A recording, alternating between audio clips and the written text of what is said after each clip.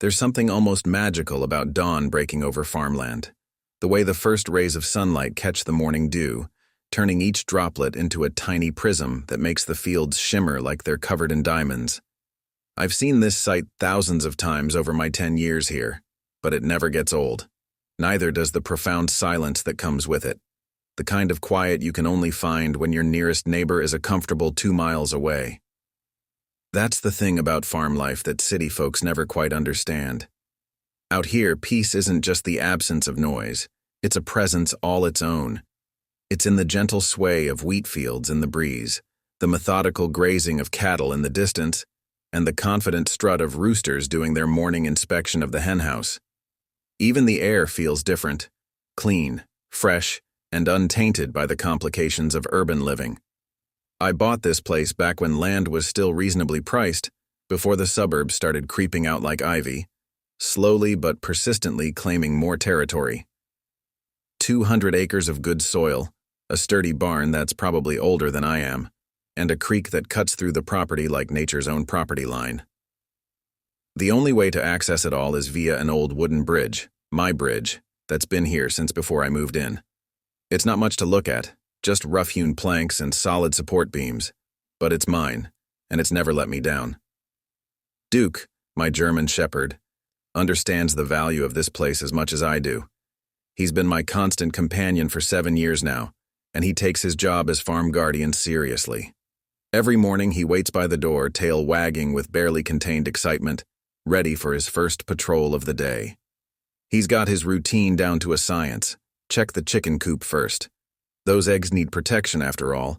Then a quick sprint to the barn to make sure all the equipment is where we left it. And finally, a thorough investigation of any new scents that might have appeared overnight. Living out here comes with an unspoken understanding, a code, if you will. We don't have homeowners associations or community guidelines out here. We don't need them. Our rules are simpler, more fundamental. Keep your fences mended, help your neighbors when they need it, and most importantly, don't mess with a farmer's livelihood. These aren't rules written down in some clipboard-wielding bureaucrat's handbook. They're principles earned through generations of working the land. My morning routine is as reliable as the sunrise itself. Up before dawn, coffee brewing in the ancient percolator that was my father's before me, and a moment of quiet contemplation on the porch. Duke usually joins me there, his head resting on my knee as we both survey our domain. The creek burbles its morning song, and sometimes, if we're lucky, we catch sight of the family of deer that likes to drink from the shallow parts near the bridge. The bridge itself might not look like much to outsiders, but it's the lifeline of this operation. Every piece of equipment, every load of hay, every delivery of supplies, they all cross that bridge. It stood firm through spring floods and summer storms, through loads that probably tested its limits more than they should have, and through winters that would have brought lesser structures to their knees. It's not just a bridge. It's a testament to the kind of solid, dependable craftsmanship that seems to be getting rarer these days. That's the beauty of farm life. Everything has its purpose, its place, its rhythm. We don't need someone telling us what color to paint our barn or how tall our grass should be. The land itself dictates those terms, and if you're wise, you listen. It's a simple life, but there's profound dignity in that simplicity. The morning everything changed started like any other. The coffee was hot, Duke was eager, and the sun was just beginning to paint the sky in shades of pink and gold. I remember thinking how perfect it all felt, that quiet moment of contentment before the day's work began. Then I heard it, the unmistakable growl of a generator, followed by the high-pitched whine of a power saw. The sound hit me like a physical thing, shattering the morning peace with all the subtlety of a rock through a window. In farm country, unexpected noises usually mean trouble, equipment breaking down, animals getting loose or worse. But this was different. This was the sound of intentional disruption, of someone deliberately bringing chaos to my carefully ordered world. Duke's ears perked up immediately, his body tensing as he shifted from relaxed companion to alert guardian. He knew as well as I did that something was wrong. The sounds were coming from the direction of the bridge, and they had no business being there. Not at this hour, not on my property, not without my knowledge. I took a moment to set down my coffee mug. My father always said you can tell a lot about a man by how he handles unexpected problems, and flying off the handle with hot coffee in hand seemed like a poor way to start what was clearly going to be an interesting morning. Duke was already at the door, looking back at me with an expression that clearly said, "Well, are we going to check this out or what?" The walk to the bridge usually takes about 5 minutes, following a well-worn path that winds through a small grove of oak trees before opening up to the creek. But this morning, with adrenaline pumping and Duke trotting purposefully beside me, it felt like mere seconds. As we emerged from the trees, the scene that greeted us was something out of a bureaucratic nightmare. 3 men in fluorescent yellow safety vests were swarming over my bridge like ants at a picnic. 2 of them were actively working at dismantling the sturdy planks that had faithfully carried every piece of equipment and supply that had crossed onto my property for the past decade. The 3rd man, distinguishable by his pristine vest and ever-present clipboard, was standing off to the side, directing the operation with the air of someone who had just discovered their true calling in life, making other people's lives difficult. The sun was still low enough that it cast long shadows across the creek, making the scene feel almost surreal. The mist rising off the water seemed to blend with the sawdust in the air, creating a hazy atmosphere that only added to the dreamlike quality of the moment. Except this was no dream. This was very real, and very much happening on my property. "Hey!" I shouted, my voice carrying easily across the morning air. "What the hell do you think you're doing to my bridge?"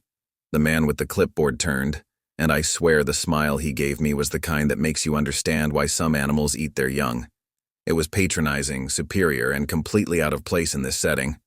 He adjusted his grip on his clipboard, his security blanket, I'd come to realize, and started walking toward me with the confidence of someone who had never had their authority questioned. "Good morning, sir," he called out, his voice carrying that particular tone that bureaucrats seem to perfect, the one that suggests they're doing you a favor just by acknowledging your existence. "We're here on behalf of the HOA, just addressing some safety concerns with this structure." I felt my blood pressure spike at those 3 letters, HOA, Homeowners Association, 3 words that had no business being anywhere near my property, let alone directing operations on it. Duke must have sensed my tension because he moved slightly closer to my side, his posture alert but controlled. He's a good dog, smart enough to know when to be intimidating and when to hold back. The clipboard warrior continued his approach, flipping through pages with an officiousness that would have been comical if it wasn't so infuriating. Behind him, his workers had at least had the sense to pause their demolition work, though they kept glancing between their boss and me like spectators at a tennis match. "Safety concerns?" I repeated, making no effort to hide the incredulity in my voice. "On my private property? On a bridge that's been here longer than your HOA has existed?" The clipboard warrior's smile never wavered, but something flickered in his eyes. A brief moment of uncertainty, perhaps, or the first inkling that this wouldn't be the simple administrative procedure he'd anticipated. He cleared his throat, shuffling through his papers with renewed determination, as if the right form might somehow validate his intrusion. "Sir, according to our records, this structure falls within our expanded jurisdiction," he said, his voice carrying that particular strain of condescension that seems to come standard with a bureaucratic position. "It doesn't meet our community standards for aesthetic and safety requirements." I couldn't help but laugh, a short, sharp sound that made Duke's ears twitch. Expanded jurisdiction? The absurdity of it all was almost beautiful. "Buddy, your HOA authority ends about 5 miles down the road. This is private property, has been for generations, and unless you've got some magic wand that can rewrite property lines and county records, you're trespassing." The 2 workers exchanged glances, their power tools hanging loosely in their hands.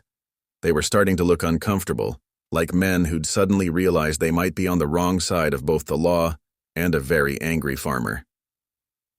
Good. Sometimes wisdom comes in the form of self-preservation. Duke chose that moment to make his presence more known, taking a single step forward and letting out a low, rumbling growl. It wasn't his aggressive bark. Duke knows the difference between warning and attacking. but it was enough to make the clipboard warrior take an involuntary step backward, his precious papers clutched to his chest like armor. "Is that animal under control?" he demanded, his voice climbing half an octave higher. "Duke's always under control," I replied calmly, reaching down to pat my companion's head. "He just doesn't like trespassers. Funny thing about farm dogs, they've got a sixth sense about people who don't belong." The larger of the two workers, a burly man with forearms like tree trunks, finally spoke up. "Look, man, we're just following orders. You got a problem with this? Take it up with the board." "Oh, I plan to," I assured him, taking a step closer to my bridge. "But first, you're going to pack up your tools and get off my property. This isn't a request and it isn't up for discussion. You've got about 5 minutes before I start making phone calls, first to the sheriff, then to my lawyer." The clipboard warrior attempted to rally, puffing himself up like a peacock in a safety vest. "Sir, if you interfere with an official HOA operation, there will be consequences. We can issue fines." "Consequences?" I cut him off, my voice quiet but hard as steel. "Let me tell you about consequences. Right now you're trespassing on private property, attempting to destroy private infrastructure, and interfering with a working farm's operations. That's not just a civil matter, that's criminal. So you go ahead and write up whatever fines you want on that clipboard of yours. I'm sure the judge will find them real interesting when we get to court." Duke punctuated my words with another growl, this one a bit deeper, a bit more serious. The workers started packing up their tools before their boss could object, muttering something about not being paid enough for this. The clipboard warrior stood his ground for a moment longer, but when Duke took another step forward, his resolve finally crumbled. "This isn't over," he declared, trying to maintain some semblance of authority as he retreated. "You'll be hearing from our legal department." "Looking forward to it," I replied, watching them load their equipment back into their truck. "And next time you feel like destroying someone's property, try checking the county records first. Might save you some embarrassment." The HOA office looked exactly like you'd expect, a testament to beige mediocrity tucked into a strip mall on the outskirts of town. The walls were adorned with framed photos of perfect lawns and matching mailboxes, like some sort of suburban propaganda campaign. The air smelled of stale coffee and printer toner, with an undertone of that artificial pine scent that seems to be the universal fragrance of bureaucracy. I'd spent the morning after the bridge incident doing my homework. A few calls to old friends at the county clerk's office, some digging through my own property records, and a quick chat with my neighbor Jim had painted a pretty clear picture. The HOA had been trying to expand their reach for years, slowly encroaching on independent properties like a well-manicured kudzu vine. The receptionist looked up as I entered, her expression suggesting that dealing with the public was an unfortunate necessity of her job rather than its purpose. "Can I help you?" she asked, her voice as enthusiastic as a tax audit. "I'm here to see whoever's in charge of harassing private property owners," I replied, keeping my tone pleasant but firm. "I believe that would be Marcy?" The receptionist's perfectly manicured fingers paused over her keyboard. "Do you have an appointment?" "No, but I have something better. Photographic evidence of her employees trespassing on my property and attempting to destroy my bridge." I placed a manila envelope on her desk. "I'm sure she'll want to see these before they show up in court." The threat of legal action works like magic in places like this. Within minutes, I was being ushered into an office that practically screamed middle management power trip. Behind a desk that seemed specifically chosen to intimidate sat Marcy herself, the queen of the clipboard kingdom. She was exactly what I'd expected. Perfectly coiffed hair, a blazer that probably cost more than my monthly feed bill, and an expression that suggested she'd perfected the art of looking down her nose at people despite being seated. The nameplate on her desk read, Marcy Whitaker, Community Standards Director. Below it, in smaller text, Building Better Neighborhoods Through Unity. "Mr. Carter," she said, not bothering to stand, "I understand you had some concerns about our safety inspection yesterday?" "Concerns?" I echoed, settling into one of her uncomfortable visitor chairs. "No, I wouldn't call them concerns. I'd call them evidence of criminal trespass, attempted destruction of private property, and a pattern of HOA overreach that the county board might find interesting." I pulled out my own stack of papers, property deeds, county maps, and the most damning piece. A copy of the county's explicit rejection of the HOA's attempt to expand their jurisdiction last year.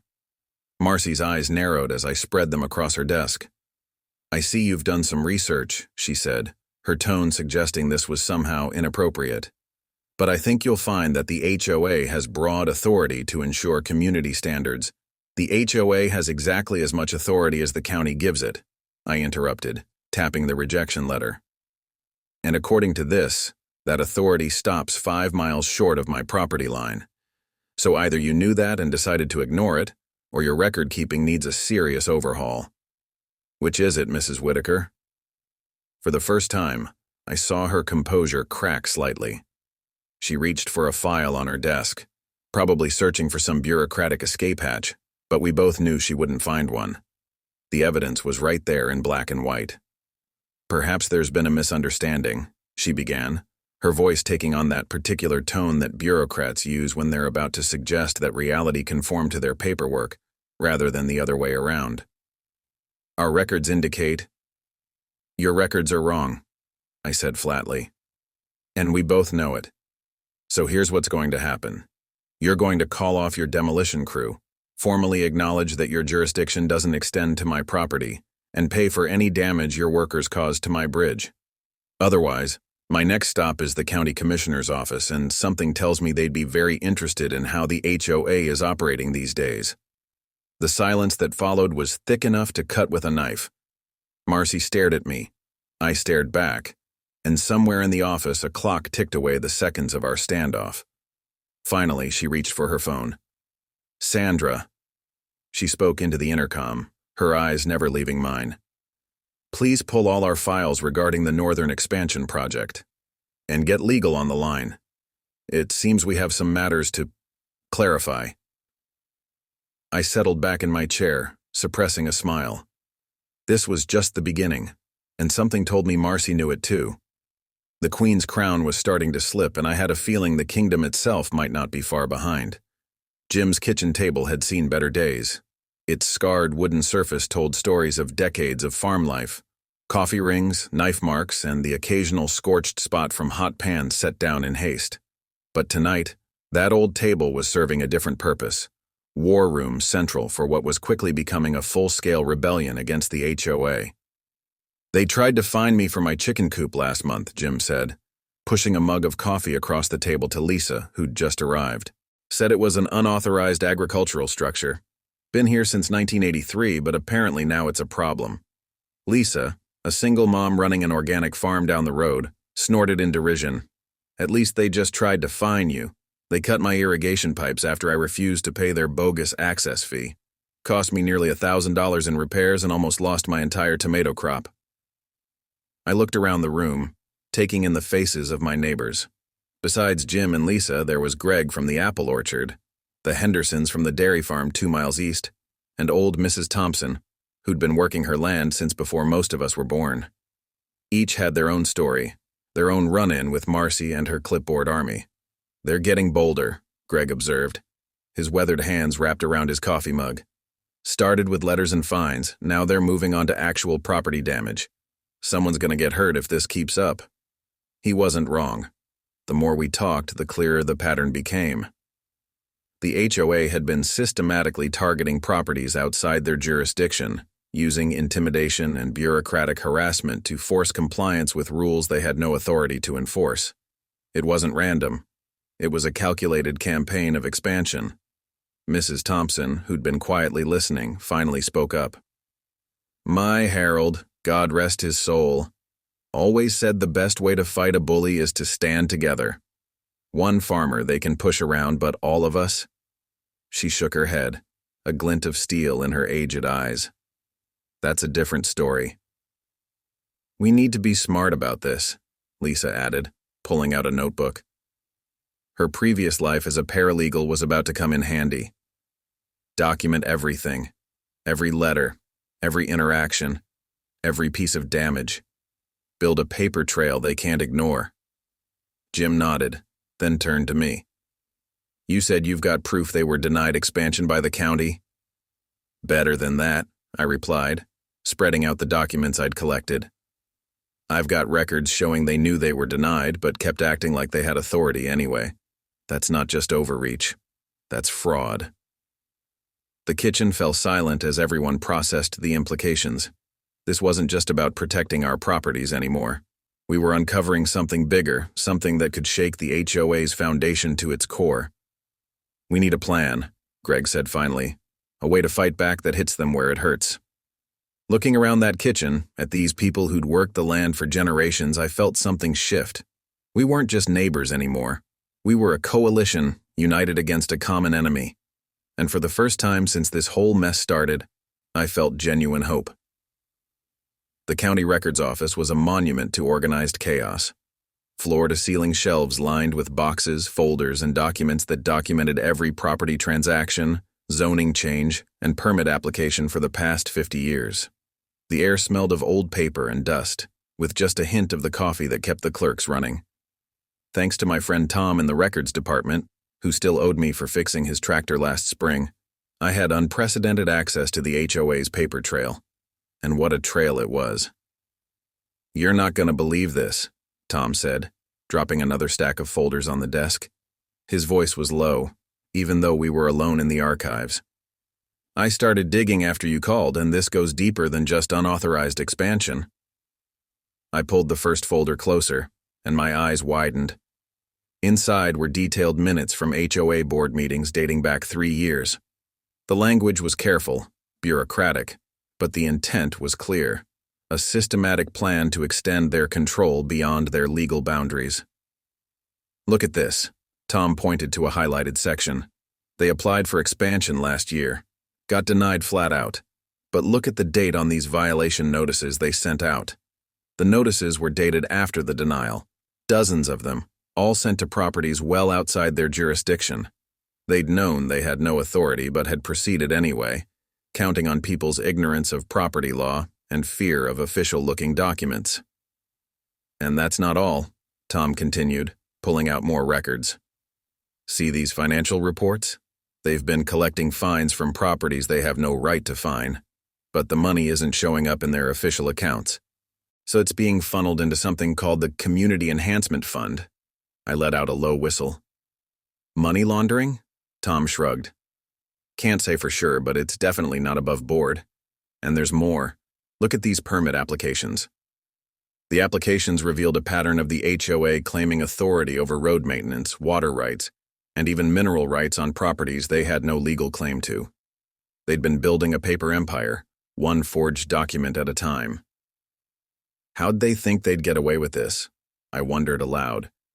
But even as I asked, I knew the answer. They'd counted on nobody looking too closely, on people being too intimidated or too busy to challenge their authority.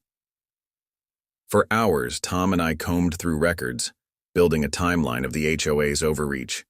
Each document we found was another nail in their coffin, proof of systematic fraud, misappropriation of funds, and abuse of power. "You need copies of all this," Tom said, gesturing to the piles we'd accumulated. "Official copies with the county seal. Makes it harder for them to claim ignorance or confusion." As the copy machine hummed, processing document after document, I thought about Marcy and her smug certainty. She'd built her power on paper and intimidation, but now that same paper trail would be her undoing. By the time I left the records office, my briefcase was heavy with evidence, but my step was light. We had them.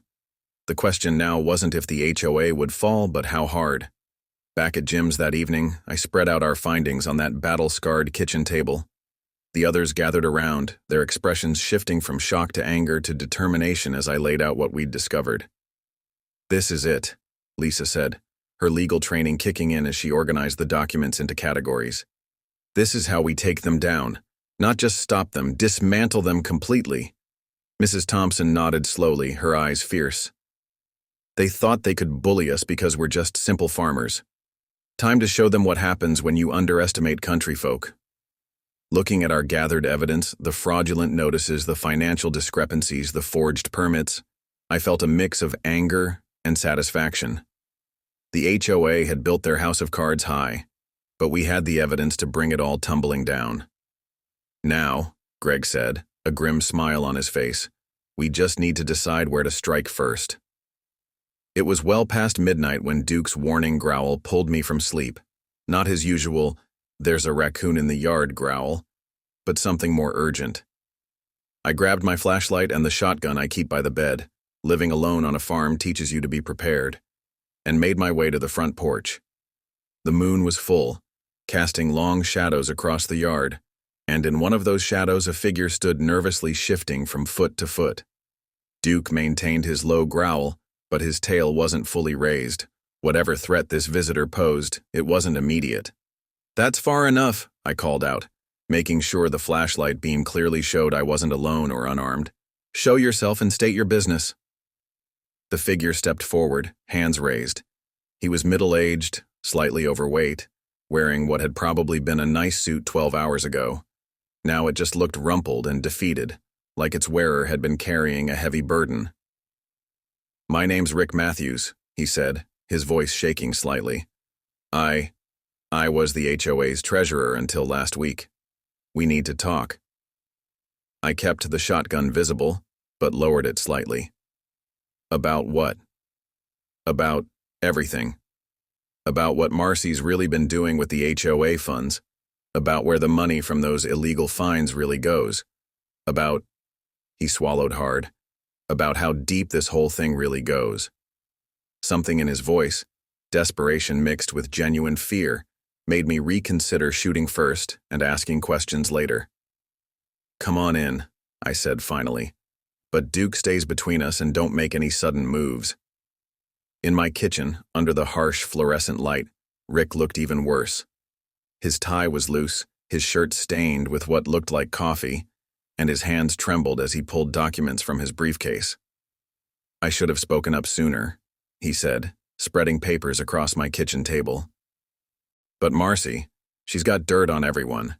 She's been building her little empire for years and she knows how to keep people in line." The documents he brought were a goldmine: internal memos, financial records, emails that had never been meant to see the light of day.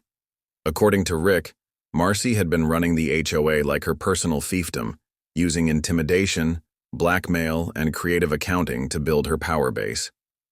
"See these special project accounts?" He pointed to a series of entries. "That's where the illegal fine money goes, then it gets laundered through fake contractors, shell companies, all set up by Marcy's friends in real estate development." "Why come forward now?" I asked, studying a particularly damning email chain. Rick's laugh was hollow. "Because she's getting sloppy, getting aggressive. That stunt with your bridge? That's just the beginning. She's planning something big, something that could destroy this whole community. And He paused, running a shaking hand through his thinning hair. "I can't have that on my conscience anymore." As the night wore on, Rick painted a picture of corruption that went beyond simple power trips and petty tyranny. Marcy wasn't just trying to expand the HOA's territory, she was setting up for a massive land grab, using manufactured safety violations and forged documents to force people off their properties. "She's got developers lined up," Rick explained. "Once she forces enough people out, they'll swoop in, buy up the land cheap, and turn it all into cookie-cutter subdivisions. She gets a cut of every deal, plus a permanent position managing the new developments." By dawn, my kitchen table was covered in evidence, and Rick looked like a man who'd finally set down a crushing weight. "What happens now?" he asked. I looked at the documents, then at Duke, who had maintained his vigilant position throughout the night. "Now," I said, "we use this to take her down. But first, you're going to need protection." Lisa's friend at the local paper, Sarah Chen, had been covering small-town politics for 15 years. She'd seen her share of corruption and petty tyranny, but when we laid out our evidence on her desk, her eyebrows nearly hit her hairline. "This is..." She paused, scanning a particularly damning email. "This is way bigger than standard HOA overreach. This is organized fraud, possibly RICO territory." We were in her office at the Valley Chronicle, a cramped space filled with coffee cups and manila folders. The morning light filtered through Venetian blinds, creating stripes across the mountains of evidence we'd brought. "That's exactly why we came to you," Lisa said, pulling out more documents. "This isn't just about one farmer's bridge or some illegal fines. This is about systematic corruption that's threatening an entire way of life. Sarah nodded, already taking notes. And you can verify all of this? Every document, every dollar, every illegal action, I confirmed. Plus, we've got Rick Matthews, their former treasurer, ready to go on record. That got her attention. A whistleblower with inside knowledge was journalistic gold. Is he credible? Very, Lisa answered. He's got documentation to back up everything he says, and he's willing to face the consequences of coming forward. Sarah leaned back in her chair, mind clearly racing with possibilities. This could be huge, not just local huge. This could get picked up by national outlets. HOA corruption isn't exactly rare, but this level of organized fraud, the attempted land grab, the environmental implications of replacing farmland with subdivisions, it hits all the right buttons. While Sarah began drafting the initial article, we moved to phase 2 of our media strategy. Greg's daughter, a social media wizard, had helped us set up a Facebook page, Save Our Farms, Fighting HOA Corruption. Within hours of our first post, a simple photo of my half-demolished bridge with a brief explanation, the page had hundreds of followers. Look at these comments, Greg said, scrolling through his phone. Seems like everyone's got an HOA horror story, but more importantly, people from all over the county are offering support. The comments were a goldmine of additional evidence. Other property owners came forward with similar stories of harassment and illegal fines. Former HOA employees shared their own experiences with Marcy's tyrannical leadership. Local environmental groups expressed concern about the planned development's impact on watersheds and wildlife corridors. Sarah's first article hit on Sunday morning, front page above the fold. HOA corruption scandal, power, money, and the threat to rural life. The story was masterfully crafted, weaving together personal narratives with hard evidence of financial fraud and abuse of power. Rick's testimony provided the insider perspective that gave it undeniable credibility. By Monday morning, the story had been picked up by regional news outlets. By Tuesday, national agricultural forums were discussing it. Marcy's perfectly crafted image was crumbling under the weight of public scrutiny. But the real breakthrough came from an unexpected source. A local TV station, intrigued by the social media buzz, sent a crew out to interview affected property owners. The footage of Mrs. Thompson standing in front of her chicken coop that predated Marcy's birth, declaring, "This land was free before they came with their clipboards, and it'll be free after they're gone," became an instant viral sensation. The court of public opinion, Lisa observed as we watched the view counts climb, might be even more effective than the actual courts. She was right. Each share, each comment, each new story that emerged was another crack in the HOA's facade. Marcy's power had always relied on isolation, making each property owner feel alone in their struggle. But now, connected through social media and traditional news outlets, the community was united in opposition. The HOA tried to respond with a press release full of bureaucratic doublespeak about community standards and property values. But it was too late. The narrative was set, and Marcy's carefully constructed empire was facing its greatest threat, the truth, amplified by the voices of those she'd tried to silence. The monthly HOA meeting was scheduled for 7 p.m. in the community center, but by 6:30, the parking lot was already full. People who had never attended a meeting in their lives were streaming in, armed with printouts of Sarah's articles and screenshots from the Facebook page. The energy in the air was electric, like the charged atmosphere before a summer storm. I spotted Marcy through the window as I approached, watching her arrange and rearrange papers on the podium. Even from a distance, I could see her composure was cracking. Her usually perfect hair showed signs of stress-induced disarray, and her movements were jerky, nervous. Inside, the meeting room was packed beyond capacity.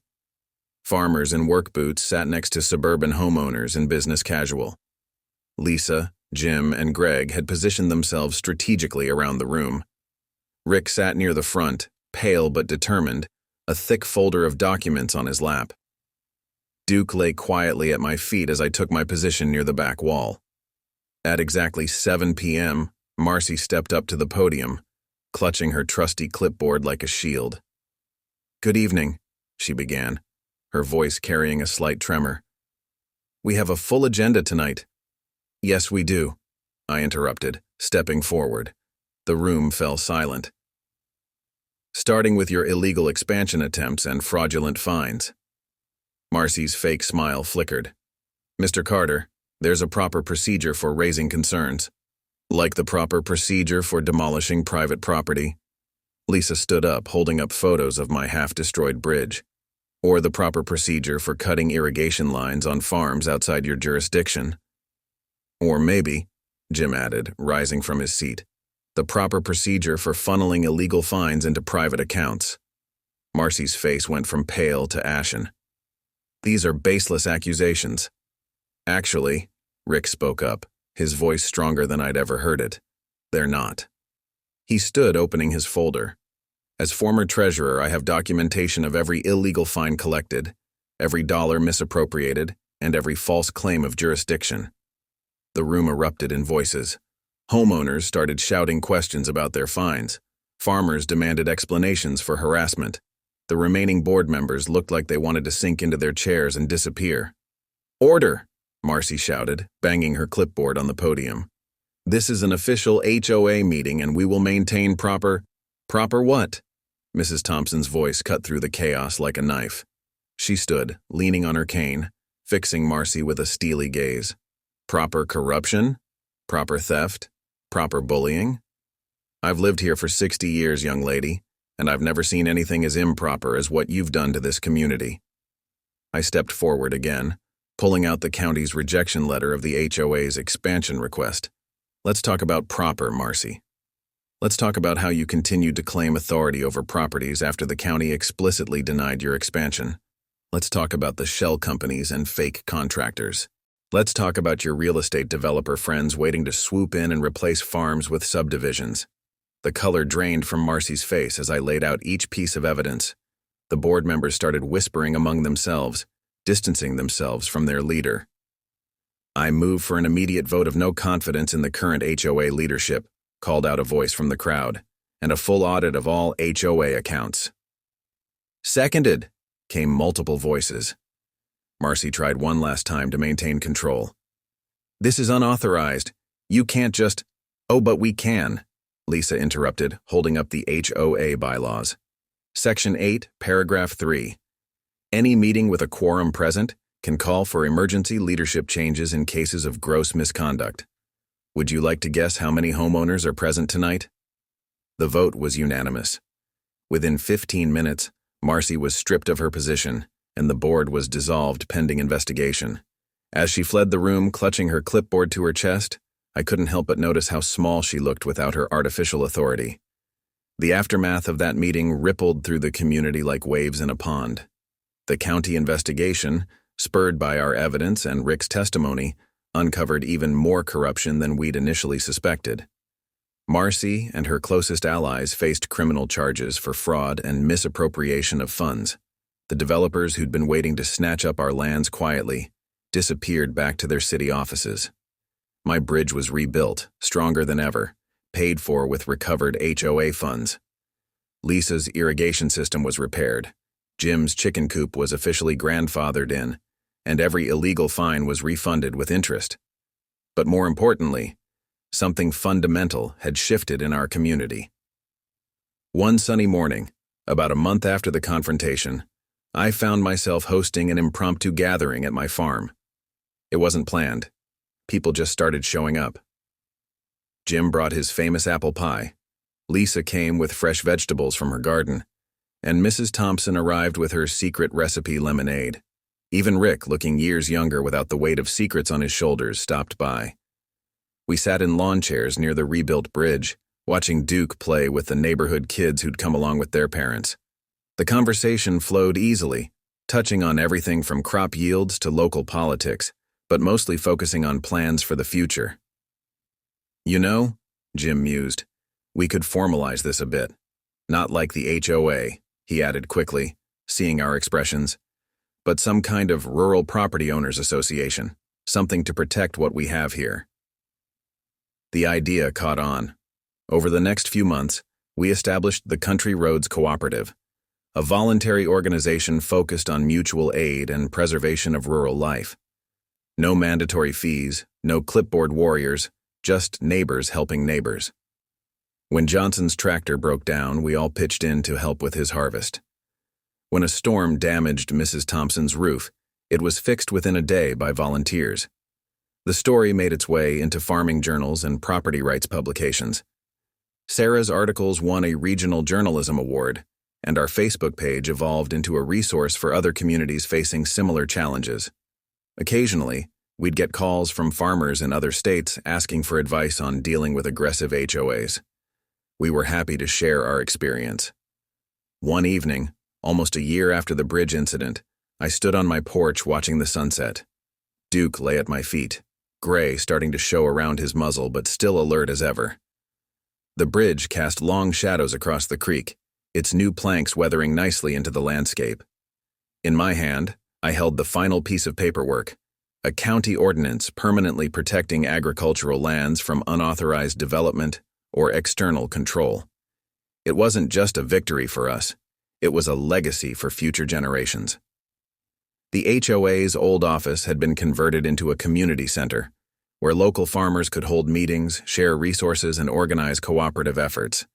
The only clipboard in sight belonged to a local 4-H club using the space for their project planning. As for Marcy, rumors said she'd moved to a city apartment with strictly enforced building codes and a real HOA. Sometimes late at night, I wondered if she ever realized the irony. Looking out over my land, I thought about how close we'd come to losing all this. Not just the physical property, but the way of life it represented. The bridge still stood as a symbol, not just of defiance against overreach, but of the connections that hold a real community together. Duke stirred, alerting me to visitors approaching. It was Lisa and Jim, coming to discuss plans for the upcoming Harvest Festival. As they walked across the bridge, their footsteps solid on the new planks, I smiled.